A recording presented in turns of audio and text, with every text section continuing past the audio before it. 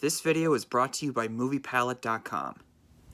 Hey guys, I'm back with another video that I've been wanting to do for a while, and it's a topic that I started to see things brewing up on over the last several months, and especially in the last month or two with the release of Thor: Love and Thunder. There's been a lot of dismissal regarding Phase 4 from the MCU fanbase and various YouTube film reviewers that talk about movies on a daily basis, and certain professional reviewers who I will not mention by name here because I don't want to step on anybody's toes, and I don't really think it's really smart to do that. I've done that in the past and I didn't get any negative pushback or anything, but I don't want to risk that, if you know what I mean. There's a lot of negative backlash or frustration going on towards Phase 4 of the MCU that I can no longer hold back on this one. I was planning on doing a video on this, but I initially hesitated because of what I did with the Star Wars fandom a few years ago. But in this case, seeing how I'm not the only one who feels the opposite, and I'm not one of those people who doesn't like listening to different opinions, but in the case of Phase 4, I've got some things to say about this. And I think we all need to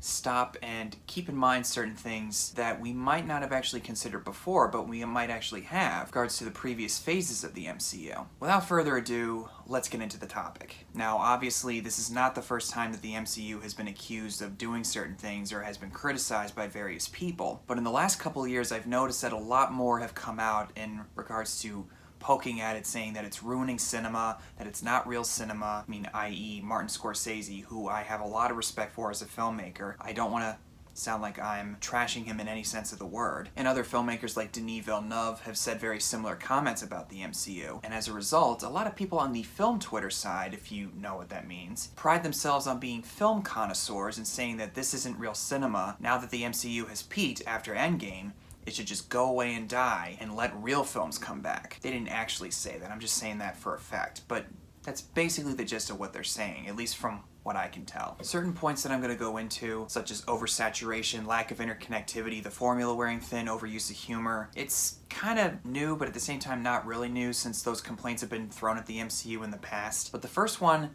on oversaturation, with the new Disney Plus shows that are being released on streaming, along with the other movies that we've been getting over the past year and a half, every 1 or 2 months that they were released. Some people I've heard that it's not really enough time for us to soak it in and breathe, that it feels like too much thrown at the wall at one time, and that they think that the MCU is just throwing everything against the wall to see what sticks, which plays into the directionless argument, which we'll get to later. If you're a casual fan, I can see how this might be a lot to soak in. It feels like a lot of homework that you gotta do. And I've had some conversations with some people who ask me, hey, with Multiverse of Madness, do I have to watch Spider-Man or WandaVision, or which one do I watch? I would say stick with WandaVision. No Way Home does kind of help, but if you see WandaVision, just to understand what Wanda went through, you'll have a better understanding of what her place is in that movie. Because if you watch her in Endgame and then jump into Multiverse of Madness, her shift in personality does feel abrupt and jarring. But you don't have to watch everything in this phase. People can pick and choose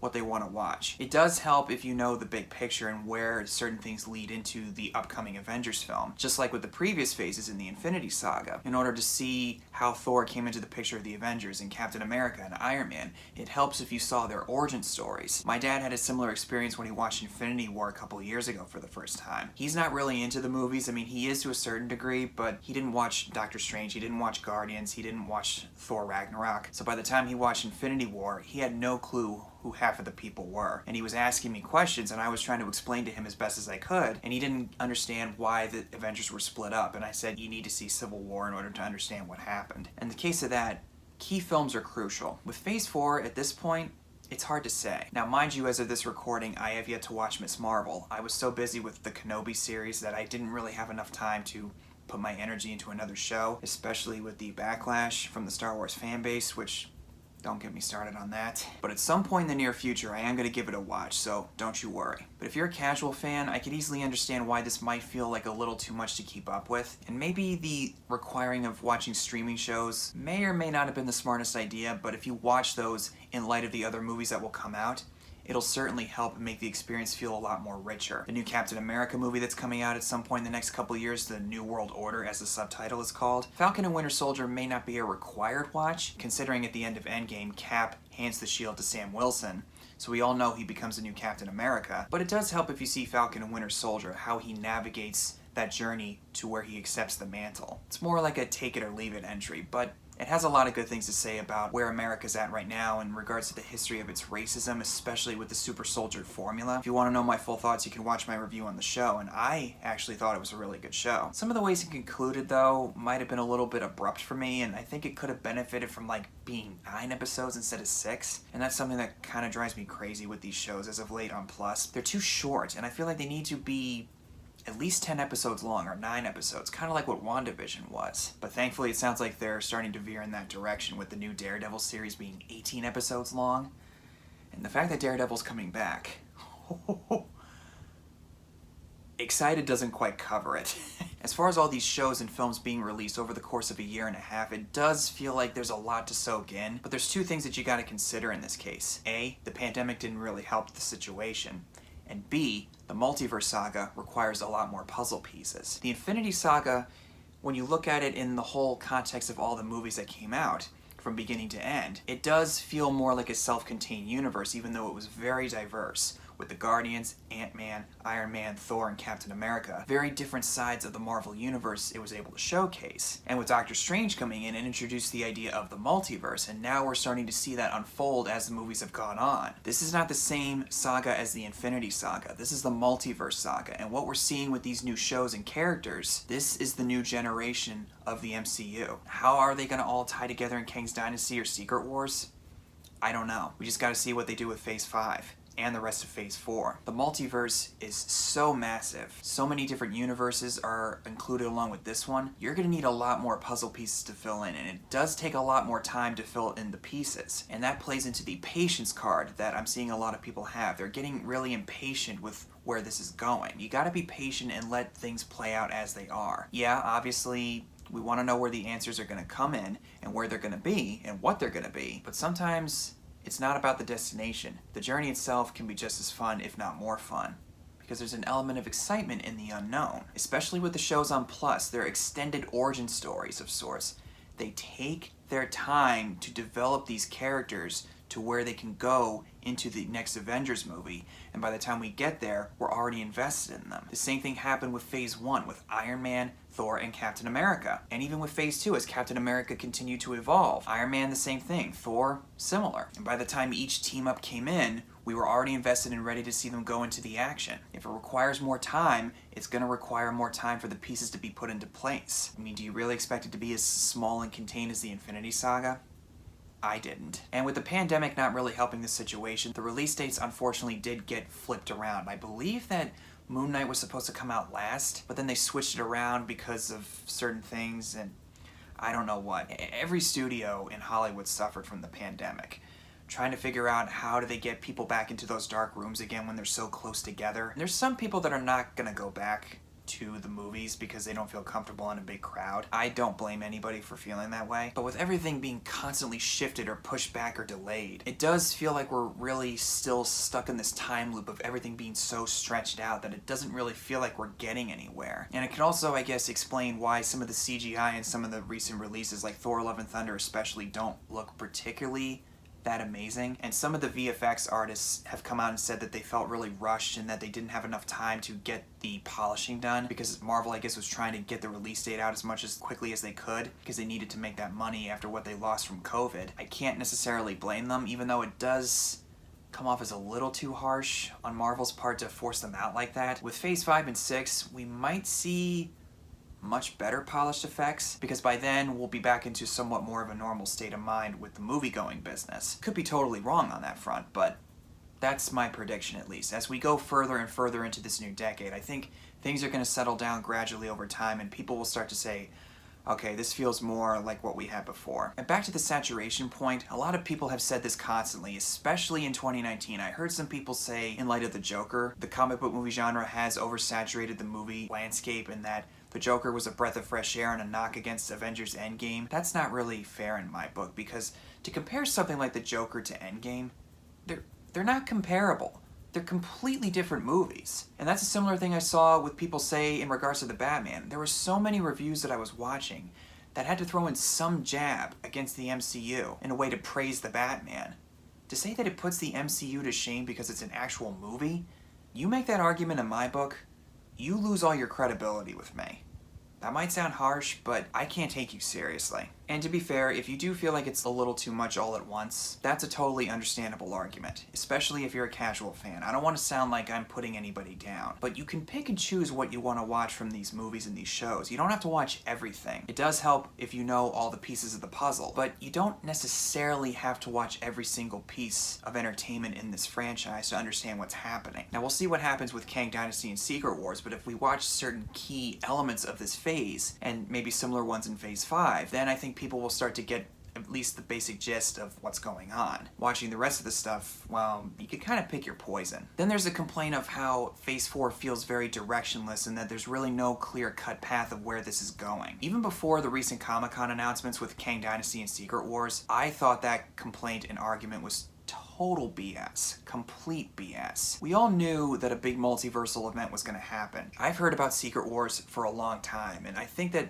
eventually it was going to be adapted into a movie, which we were all obviously correct to assume. So even before the announcement, I all knew that it was going to lead to Secret Wars, which is coming out, I believe, in 2025. I believe it's the same year as Kang Dynasty, which that's a pretty big move. Considering that Infinity War and Endgame were just about a year apart, you're going to release two big movies in the same year? We'll see what happens by then. It's a pretty ambitious move on Marvel's part, if you ask me. Hey, if they know what they're doing, they know what they're doing. But with it feeling directionless, apparently, some people are saying that it's not having much interconnectivity like Phases 1 through 3, where it's introducing new ideas and making things feel convoluted as a result.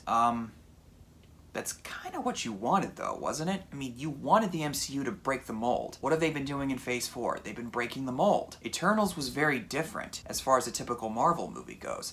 Shang-Chi, totally different characters, minus Wong and the Abomination. Small cameo appearance from Captain Marvel and Bruce Banner in the mid-credits scene, but totally different characters than what we met before in the Infinity Saga. Spider-Man No Way Home had Peter Parker that was introduced in Civil War, but it was a very different set of circumstances, and it had characters that we knew before from other franchises, but they were involved in very different circumstances, and they were going through different things that concluded what they had gone through in the previous movies. Eternals had a whole different slew of characters that we never even heard of. We heard mentioning of Captain America and Iron Man, but that's really it. We don't really hear much else about it. And the tone and look is very similar to all the other MCU projects that have come out. The shows, the same thing, including Moon Knight, which doesn't really have any overt references to the MCU. There might be some subtle ones in the background regarding the organization that sprung up as a result of the blip. But there's not a whole lot of mentioning, like Nick Fury doesn't show up. And with those cameo appearances that I mentioned, that is your connectivity right there, along with the mentions of previous characters that have come and gone. And with the Infinity Saga, Phase 1, they weren't like so overt in their interconnectivity with the other characters. I think the biggest ones that I can remember off the top of my head is obviously Nick Fury showing up in the post-credit scene of Iron Man, and in the mid-credit scene of Thor, or was it the post-credit scene?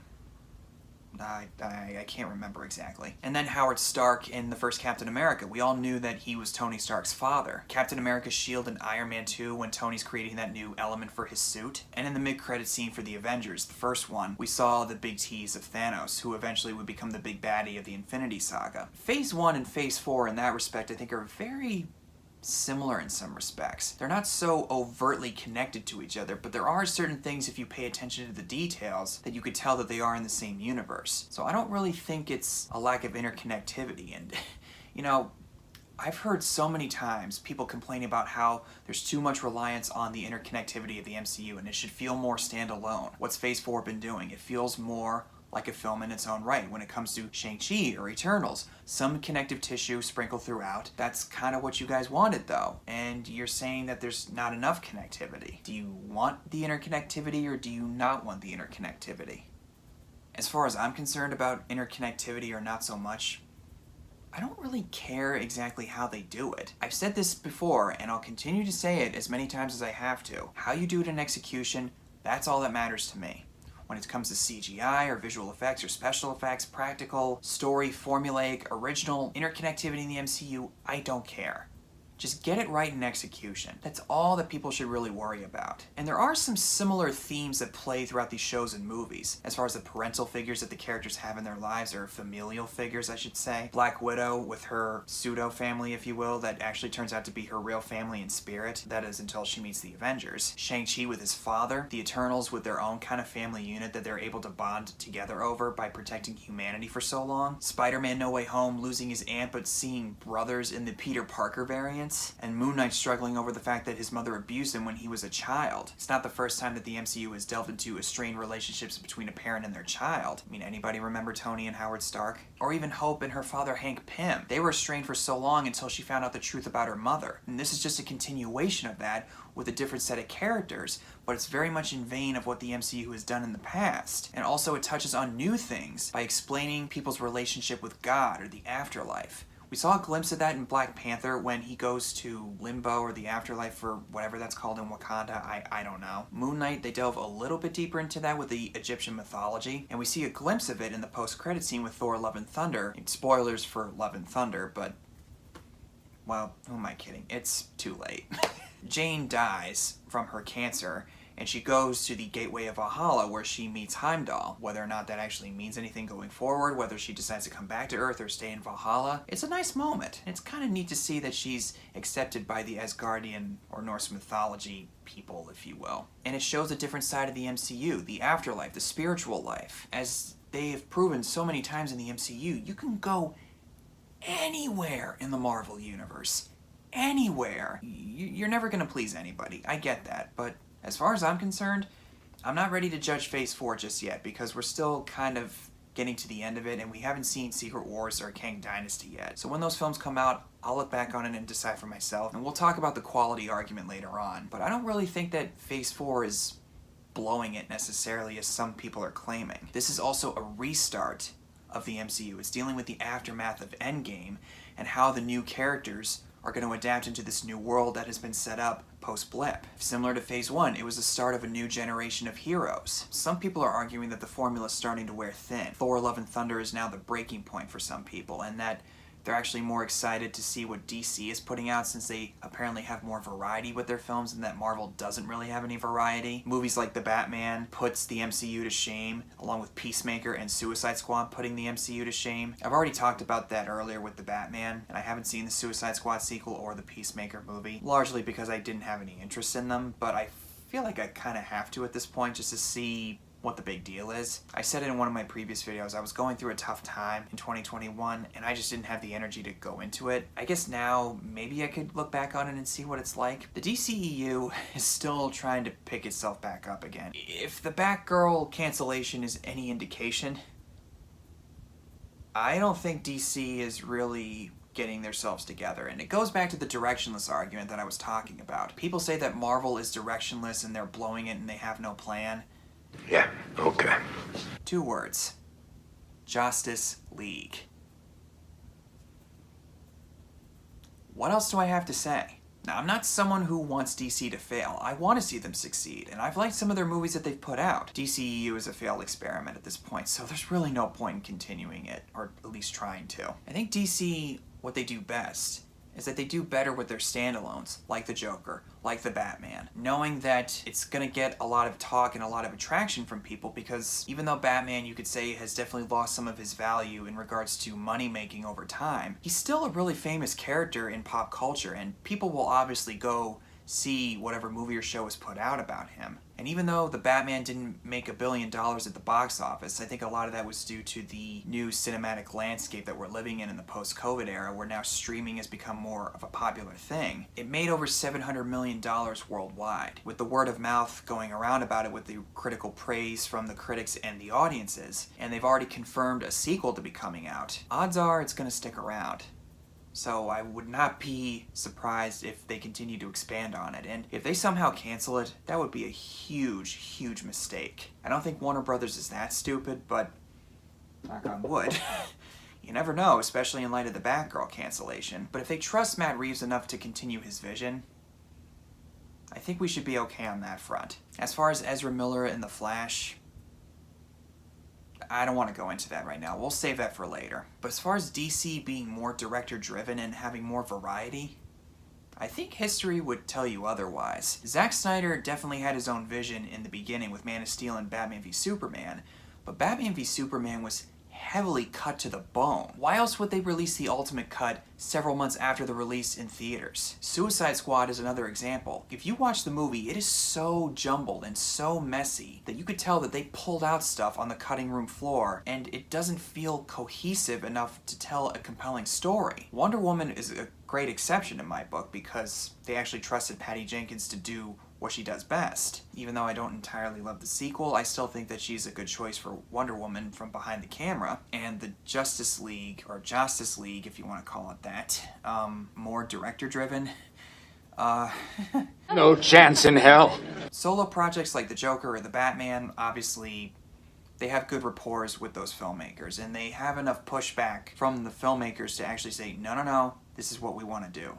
And Warner Brothers knows not to step on their toes. Sorry for the pun. It was a similar thing with Christopher Nolan in the Dark Knight trilogy. They trusted him, and he trusted them too. They had a good working relationship, and they allowed him to tell the story that he wanted to tell. Now Marvel does a very similar thing. Kevin Feige has a plan for where this universe is going, and he allows people to come in and play in his ballpark and put their own unique spin and style into it, but the thing is, there has to be some sort of compromise. If it's his vision that he wants to show to the world, he has to have directors who want to play in his ballpark and hit the key points that he wants them to hit. Now, he's going to give him some wiggle room, obviously. In the past, Marvel has gotten a little bit too hands-on, especially in Iron Man 2. Jon Favreau has said publicly that he was micromanaged and had all these mandates put on him for that movie by including S.H.I.E.L.D. and Nick Fury, and Joss Whedon went through a very similar process with Age of Ultron, and Alan Taylor with Thor: The Dark World has said a very similar thing. But even in the case of those three, Jon Favreau is still around. He's still playing Happy Hogan to this day. I don't really sense that there's any bad blood between him and the executives at Marvel.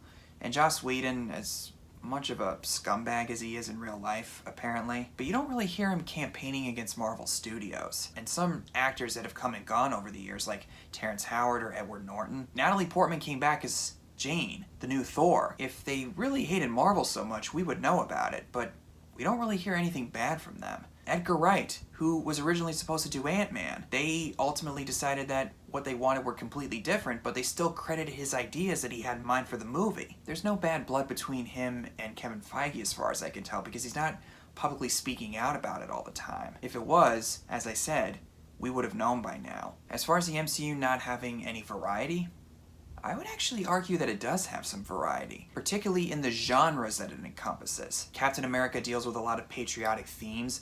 Iron Man deals with a lot of tech and various ideas about terrorism and what we do underneath the table and how we hand off all these black market weapons to all these insurgent groups around the world. Thor deals with Norse mythology. Guardians is a space opera like Star Wars. Ant-Man's a heist movie. Doctor Strange deals with parallel dimensions and wizardry and sorcery. Spider-Man deals with a kid dealing with high school teenage drama while being a crime fighter in New York City. Shang-Chi shows the Asian traditions and the Asian customs that he learns from his family background. Eternals, dealing with a lot of mythological types of topics and whether or not we should let humanity live or die out. Moon Knight, dealing with Egyptian mythology. There's different genres that the MCU has encompassed over time over the last 12 years. Again, I'm not trying to put anybody down. If you don't really care for this, that's totally fine. But I would say in regards to what I said, there are plenty of varieties that you get with these directors and from these storytellers.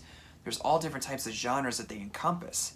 Oh, and also, Daredevil, the TV show, the Netflix show, it's a crime drama, procedural thing like Law and Order. That's what I think the best part of the MCU is. Not just the characters that feel real and grounded in some ways, the different types of genres that it encompasses, making it feel very different and diverse and standing out from one another, but also feeling very similar and interconnected at the same time. As far as the overuse of humor is the most subjective thing in entertainment. It's really hard to make somebody laugh, especially with all the types of humor that are out there. Some people are saying that the breaking point for them with Love and Thunder is that it's over-reliant on the humor. I would actually argue that Ragnarok is a little too reliant on the humor, from what I remember at least. I'd have to watch it again. This might be a hot take in some respects, but I actually didn't really care for Thor Ragnarok.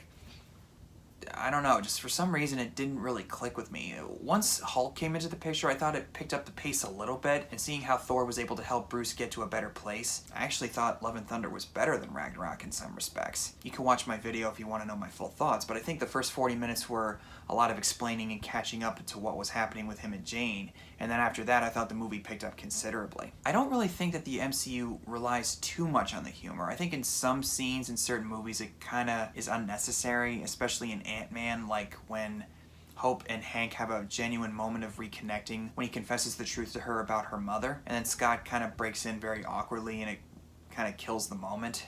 And they do acknowledge it in the movie, thankfully. And depending on your tastes, I suppose, like I said, humor is extremely subjective. Joss Whedon's brand of humor, it's in some ways an acquired taste for certain people. It almost feels very much like the original Star Wars with Luke and Han and Leia bantering with each other. Robert Downey Jr.'s performance played a significant part of that, and I would probably bet that Joss Whedon kind of gave him the free rein to do or say whatever he wanted, to a certain degree at least. And Jon Favreau, in the first Iron Man, had a baseline where he allowed the actors to improv what they wanted, operating in a very structured type of way. And the Russo brothers have their own style of humor too, and some people I've heard argue in Endgame that it was too much like a comedy where it felt like a joke was being spewed out every 5 seconds. I said I wasn't going to step on anybody's toes and not mention any names, but I think in this case I kind of have to, and that person is, I hate to say it, High Top Films. Now, I have a lot of respect for this guy for what he said about Spider-Man in the Tobey Maguire Spider-Man, where I think he allowed more fans of that trilogy to come out and speak its praises. And I think he clearly has a passion and appreciation for film and cinema, so he knows what he's talking about. I think he's a little bit hyperbolic in some ways, but that's just me. His criticism for Endgame and how he didn't love it, I understood where he was coming from, but I think after a while, some of his points were, I think, really exaggerated. Again, it all depends on your taste, and if you don't like the Russo brothers' style of humor, then Endgame is not going to sit well with you. But as for myself, I actually really liked the humor in Endgame, and I thought that it served a purpose and not just throwing it in just for the sake of being funny, i.e. The Amazing Spider-Man 2 with Andrew Garfield. Sorry, Amazing Spider-Man fans. Yeah, I'm probably going to get a lot of hate for saying that, but, alright, so be it. And humor is needed to break the tension in a movie, especially when it comes to something really heavy. If you don't really have humor, then the movie doesn't really feel like it's worth watching. Thankfully, in the case of Infinity War, despite its really downbeat ending, it's still a fun experience. They still make it worthwhile, and it's still kind of fun to watch. Certain things like the whole, "The rabbit is correct. It's going to kill you. Only if I die." Yes, that's what killing you means. "Hey, how much for that arm?" "Not for sale." "Oh, I'll get that arm." "I am Groot." "I am Steve Rogers." If it didn't work for you, that's totally fine. But if you think that it was over-reliant on that kind of stuff, well, I'm sorry, but I can't agree with that. And this is the lens that Marvel wants to go with. It portrays it in a very lighthearted type of manner. You can't really fault them for doing what they set out to achieve. If it works for them, it works for them, and there's clearly an audience that likes this stuff. Not everything has to be colorful and fun, but not everything has to be dark and gritty either. And in regards to fan expectations and hype, this is something that I think the fans are going to have to take some responsibility for. And maybe Marvel, to a certain degree, has to take some responsibility, because when it comes to movies like Eternals and Multiverse of Madness, they kind of led us to believe that it was going to be something that it wasn't. With Eternals, I think some people thought that it was going to show the X-Men coming in, and it turns out it really wasn't. I can't really speak on that because I'm not really familiar with Eternals comics. Multiverse of Madness, on the other hand, the title is a pretty big indicator that it's going to be absolutely crazy with the multiversal incursions. But what we really get is that America Chavez and Doctor Strange are going through these different universes, which isn't really that much, and the Scarlet Witch is just chasing them. The only really multiversal craziness that happens is when they go to Earth 838 and they meet the Illuminati. Minus Mordo, Wanda basically kills all of them. Spoiler alert for Multiverse of Madness, but again, it's too late. There was a lot of rumors flying around with Multiverse of Madness that all these cameos were going to be in the movie, like Tobey Maguire as his Peter Parker, Tom Cruise as an Iron Man variant, Ioan Gruffudd as Mr. Fantastic from the 2005 Fantastic Four, and maybe even at one point Chris Evans as Johnny Storm. That would have been kind of cool to see all that stuff, but I think in the case of this, it might have been a little too much to show all in one movie, because it wouldn't really give us much of a reason to come back for more multiversal stuff. I think if you tell it in steps one at a time and continue to slowly expand the multiversal stuff, I think in the long run it'll be more beneficial for Marvel Studios, because if you show everything at once, there's really no point in coming back for more after that. And just the fact that the Illuminati's included in here, with the fan casting of John Krasinski actually becoming reality, a lot of people have accused it of being too reliant on fan service rather than telling a compelling story. I've heard this complaint thrown around multiple times with regards to other movies. Some people I've even seen are accusing No Way Home of doing that. I have yet to meet somebody in person who does not like No Way Home. I think everybody that I've talked to has at least loved it or liked it. But I don't really think those appearances from Norman Osborn or Otto Octavius or Peter 3 or 2 are too reliant on fan service. Yes, it is fan service, but it does serve the story for Tom Holland's Peter Parker, Peter 1, losing his Aunt May, causing all this multiversal craziness to come into his world. And he learns from the other two Peters to form his own path on being a hero like they did, even though they made a lot of mistakes along the way. And the final climactic battle allows both Peters, Peter 2 and 3, in a way rectify what they didn't do the first time around for their own respective losses. Showing Peter 1, revenge is a path that's not worth going down. And with Wong being in Shang-Chi, he's not in there for very long. He's only in there maybe like in the first or third act of the movie, but he's thrown in there at just the appropriate times because he's a key person for them to go to when certain things start to brew up. If he was in the movie the entire time, then it would start to feel a little obnoxious, but he's not really in there for very long. Similar thing with Bruce Banner and Captain Marvel in the mid-credit scene. If they were in the entire movie, then it would start to feel really obvious that it's fan service. They give you just enough appearances from those characters in order for it to feel like its own thing, where it's not taking away from Shang-Chi's actual story. Eternals, very similar. Some mentions of Cap and Iron Man and Doctor Strange, but that's really it. And then there's the argument of the quality falling off, with some exceptions like WandaVision, No Way Home, and Shang-Chi, that Phase 4 in all the other respects has been bad. I've watched some negative reviews, and as I said, not everybody's gonna like a movie or show, but there's something that we have to remind ourselves of. Not everybody liked everything about the Infinity Saga. With Phase 1, forget about the other phases for a second.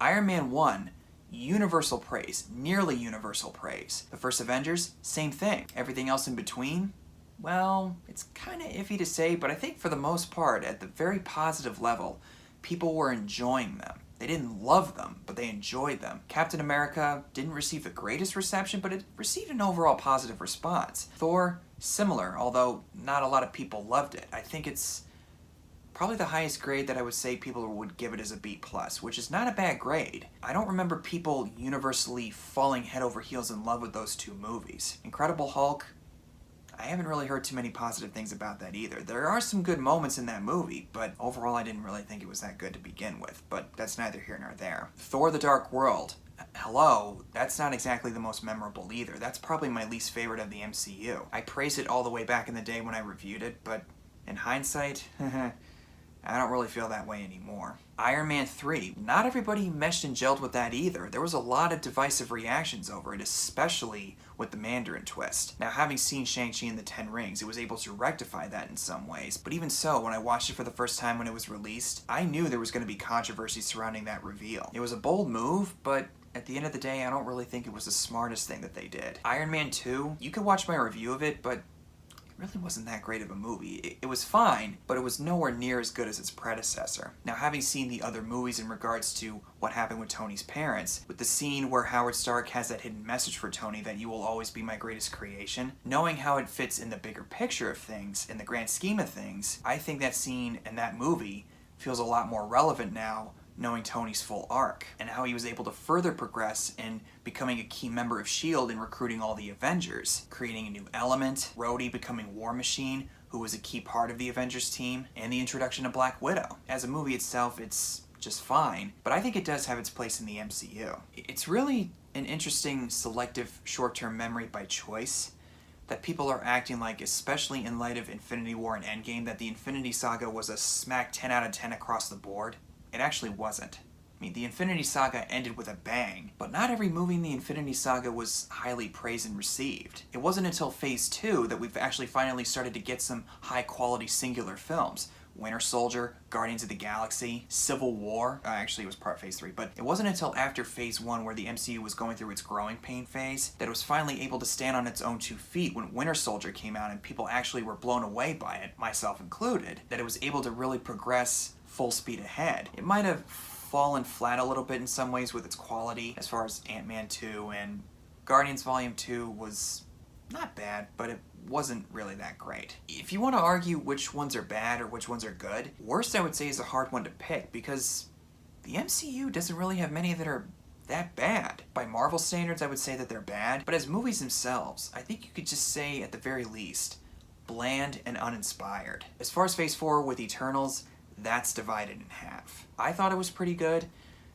but it probably could have benefited from being something a little bit more than it was. But for what it was, I thought it worked just fine. Multiverse of Madness, somewhat of a miss for me in hindsight. Even then, I wouldn't call that a complete flop or a big miss. The second act, I think, is where it kind of drags the movie down, where it could have easily shown the multiversal madness that the title promised, and it didn't really quite go there. But even so, as a movie itself, like where Strange experiences his arc and how he was able to finally admit that he's scared of being alone and that he wishes that he could have Christine in his life even though deep down he knows that he can't, I thought in that respect it was totally fine. In that case, it was just overhyping it too much and expecting too much out of it, instead of watching it for what it was. But even the ones that aren't highly regarded by the fans and the audiences, I wouldn't call them critical disasters necessarily, especially when it comes to their competition.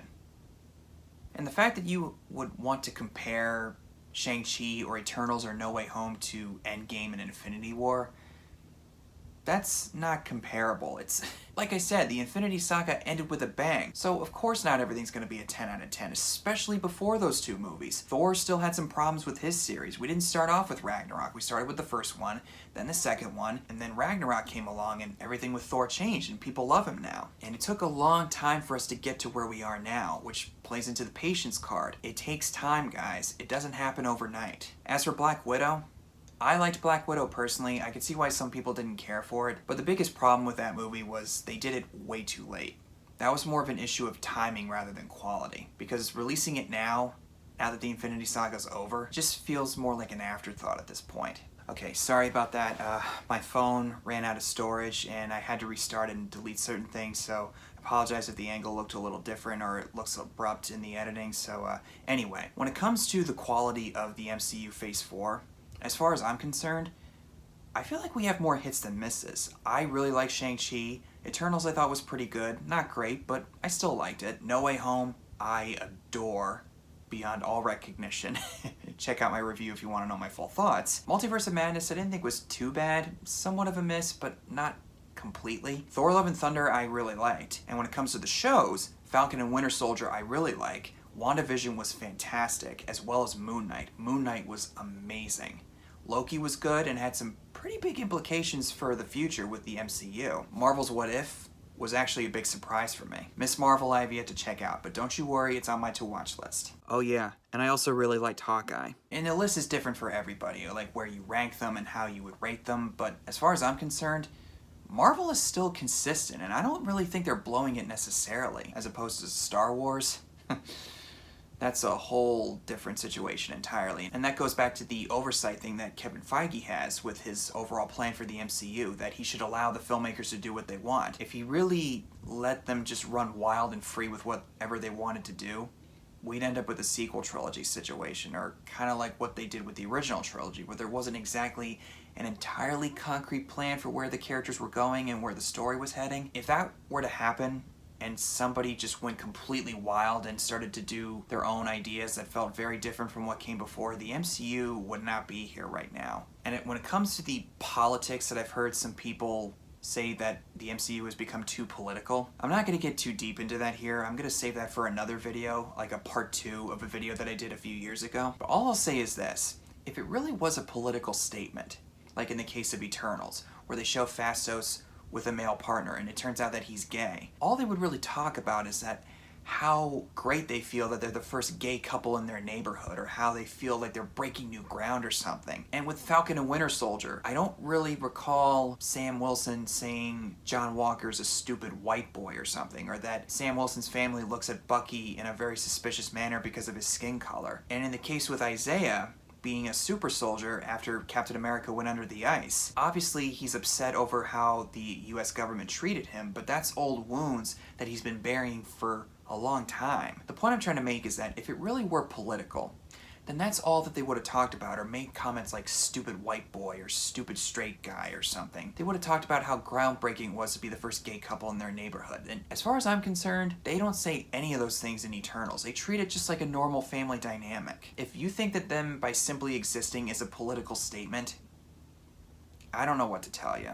I went on a good deal about all this stuff. There was a lot to cover, and I'm sure there's more stuff that we could talk about with Phase 4, but as far as I'm concerned, I think Marvel's doing just fine. I think there's still a lot of growing pains and rebuilding that they got to do with Phase 4, with the new generation and trying to figure their way out of the post-Infinity Saga era. And it is, in a way, an uphill battle for the casual audience because everybody got so invested with Iron Man and Captain America that it's going to be pretty hard to top those two characters, and I don't really think that they're going to do that necessarily. I think they're just going to introduce new people and show them as their own characters. Now, will people be as invested in them going forward? As far as the fans go, I think yes. Casual audiences, well, that's debatable. And some will argue that the box office returns are a big example of this, that it's become too political or it's not as investing because there's no longer the OG characters around. But you got to keep in mind, we're living in a post-pandemic era, with streaming now being a new thing. Movies available on streaming are a lot more quicker now than they were a few years ago. In the case of Shang-Chi, it made over $400 million at the box office. At the time of its release in September of 2021, since the pandemic began, it was actually pretty revolutionary. And then Spider-Man No Way Home broke the billion, considering all the hype that was surrounding it and all the theories that turned out to be true about Tobey and Andrew returning. That just added more and more to the excitement. Hollywood is still trying to navigate this new landscape of box office returns that we're now in. Godzilla vs. King Kong was a pretty big success in domestic box office returns in the United States. A lot of it was because people were just excited to get out and go to the movies again. So of course it was going to make a ton of money. And China in the past was a big moneymaker for Hollywood, considering that it would add more and more money to box office returns since the audience just ate up certain movies with their ticket sales. Now in a post-pandemic era, considering how extremely strict their government is with the COVID restrictions, that's going to change things going forward. So we'll see what happens. All those things in mind, you can't really pinpoint one reason why Marvel isn't really making as much money now as they were before. I think it's going to be a mixture of all of these things. Hollywood and the world, especially, are trying to navigate through this new world that we're living in right now. I think in the long run, Marvel will do just fine. And with Wakanda Forever, if any of the detractors try to argue against that movie, then you just hit a new low, because that is a very delicate situation with the passing of Chadwick Boseman. I don't really see how any of the Phase 4 detractors can harp on that movie too much. I myself am going to stick around and see what they have to offer. I want to see where they go from here. After the last couple of movies, especially with No Way Home, the multiversal stuff, anything is on the table. Anything. And if you're someone who decided that Endgame was it for you and you don't really care to see any of the other MCU stuff, okay, totally acceptable, totally understandable. But don't make us feel like we're stupid for staying on the train. Let us enjoy the movies for what they are. So that's all I have to say about that, as Forrest Gump would say. I really appreciate you guys sticking around and hearing my thoughts on this. I know that this is really a lot to cover here, and there was a lot that I wanted to go into as much as I could. And other people have talked about this in detail, like Real Rejects and Ren Geekness, who I've actually come across in looking for new channels to talk about movies with, or at least listen to them talking about movies, because the people that I've watched over the last 10 years have either kind of fallen off their quality for me, or I just find them really insufferable. And if you follow my social media pages, you'll probably know who I'm talking about, and certain YouTubers who I think pride themselves on being film connoisseurs, or the film bros, as I like to call them, and a follower of mine calls them that too. After a while, it starts to get old hearing those things all the time, and I start to crave for different perspectives. And I think especially they started to spring up after Martin Scorsese made his comments about Marvel a few years ago. It's given people like that a lot more freedom to come out of the woodwork and provide their countercultural dismissal of the MCU. So anyway, those are my thoughts on Phase 4 and where I think it stands right now. If you agree or disagree with me, please be polite about it. There's no need to go crazy and try to rip each other to shreds over it. Whatever the case is, just comment below and tell me what your thoughts are on this current phase, and I'll see you guys in the next one.